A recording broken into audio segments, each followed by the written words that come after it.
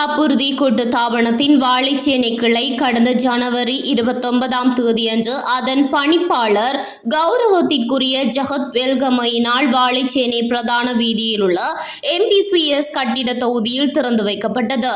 எமது பிரதேச மாணவர்களுக்கான சுரக்ஷா காப்புறுதி உள்ளடங்களாக காப்புறுதி சேவையை வழங்கும் முகமாக இலங்கையின் முன்னணி காப்புறுதி நிறுவனமான இலங்கை காப்புறுதி கூட்டுத்தாபனம் தனது சேவையை விரிவுபடுத்தும் முகமாக வாழைச்சேனை கிளையினை பலநோக்கு கூட்டுறவு சங்க கட்டிட தொகுதியில் தனது கிளை பொறுப்பாளர் நடேசன் காண்டீபன் தலைமையில் நிறுவனத்தின் நிறைவேற்றும் பணிப்பாளர் ஜெகத் வெல்கம மற்றும் வடகிழக்கு பொறுப்பாளர் சக்தியன், கிழக்கு பிராந்திய பொறுப்பாளர் புவனேந்திரன், மட்டக்களப்பு கிளையின் பிரதான முகாமையாளர் ரவிச்சந்திரன் ஆகியோரின் பங்கு பெற்றதோடு நிறைவேற்று பணிப்பாளரினால் திறந்து வைக்கப்பட்டது.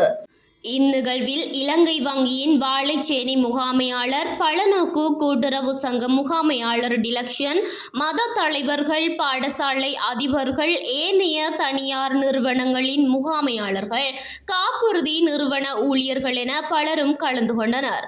இங்கு சேமிப்பு, காப்புறுதி, ஓய்வூதியம், முதலீடு என பல்வேறு சேவைகளை இந்நிறுவனம் வழங்குகின்றமையும் குறிப்பிடத்தக்கது.